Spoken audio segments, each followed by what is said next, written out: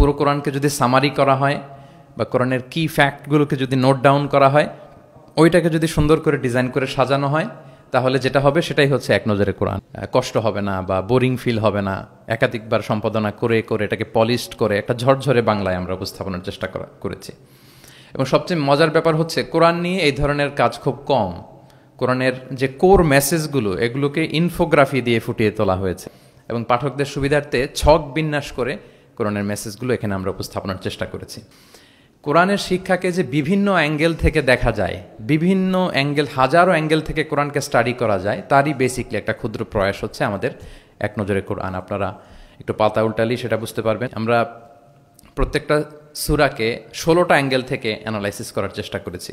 শুরুতে আমরা সূরার সংক্ষিপ্ত পরিচিতি নিয়ে এসেছি। এখানে সূরা কোথায় নাজিল হয়েছে, কখন নাজিল হয়েছে, সূরার আয়াত সংখ্যা কত, এই সূরার নাম, নামের অর্থ কী, এই নামের নেপথ্যের গল্পটা কী, পেছনের রহস্যটা কী, এ সূরার আবার যদি অন্যান্য অনেকগুলো নাম থাকে সেগুলো এক্সপ্লেইন করা, এটা আমরা নিয়ে এসেছি।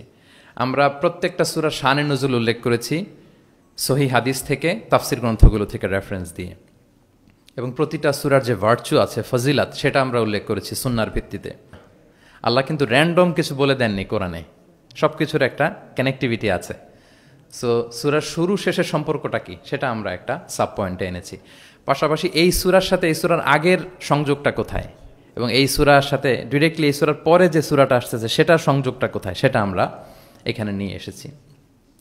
পাশাপাশি সূরার মূল শিক্ষাগুলোকে আমরা কয়েকটা সেগমেন্টে ভাগ করেছি, বেসিকলি 3টা সেগমেন্টে।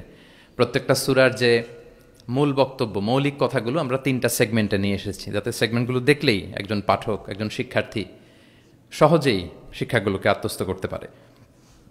প্রত্যেকটা সূরার মধ্যে গতিপথ নামে একটা টাইটেল আপনারা পাবেন। আপনারা জানেন যে কোরআনের কথাগুলো প্রায়ই আলোচনার মোড় চেঞ্জ হয়। আল্লাহ হিস্ট্রি দিয়ে শুরু করেন, হিস্ট্রি বলতে বলতে হঠাৎ আল্লাহ আবার জান্নাতের ভেতরে ঢুকে যান, জান্নাতের পরপরই আবার জাহান্নামের কথা বলেন, এরপরে আবার কিছু ডুজ অ্যান্ড ডোন্টস, কিছু ইনস্ট্রাকশন। তো সাধারণ মানুষের এই ডটগুলো কানেক্ট করতে একটু সমস্যা হয়। We connected the dots. গতিপথ দিয়ে আমরা বুঝিয়েছি যে কখন কোথায় আলোচনার মোড় নিয়েছে, একটার পর একটা কিভাবে আসলো, এই সিকোয়েন্সটা আমরা গতিপথে উল্লেখ করেছি। এরপর আমরা ওভারভিউ রেখেছি একটা পয়েন্টে। ওভারভিউ হচ্ছে সূরার আয়াত ভিত্তিক বা রেঞ্জ ভিত্তিক এই সূরাতে কী নিয়ে আলোচনা করা হয়েছে তার সার নির্যাস। সূরা যত বড় হোক, 10টা কলামে আমরা নিয়ে এসেছি। মেজর থিম উল্লেখ করেছি। বিভিন্ন বিষয় নিয়ে প্রতিটি সূরাতে আলোচনা হলেও কিছু ফোকাসড পয়েন্ট থাকে একটা সূরার, সেগুলোকে আমরা মেজর থিমে এনেছি। এরপর আমরা সেন্ট্রাল থিম রেখেছি, একটা সূরার কেন্দ্রীয় আলোচ্য বিষয় কি। কেস স্টাডি একটা পয়েন্ট রেখেছি, যেটা সাধারণত তাফসির গ্রন্থে আমরা দেখি না। অর্থাৎ কোরআনের লেন্স দিয়ে আমরা বর্তমানকে পরখ করবার চেষ্টা করেছি এই কেস স্টাডি পয়েন্টে। সবশেষে কিছু শব্দ জানতেই হয়, এরকম একটি পয়েন্ট রেখেছি। As a writer, as a author of the book, আমাকে যদি বলা হয় যে এটা কোন ধরনের বই, তাহলে আমি বলবো এটা একটা মাইন্ড ম্যাপিং বুক।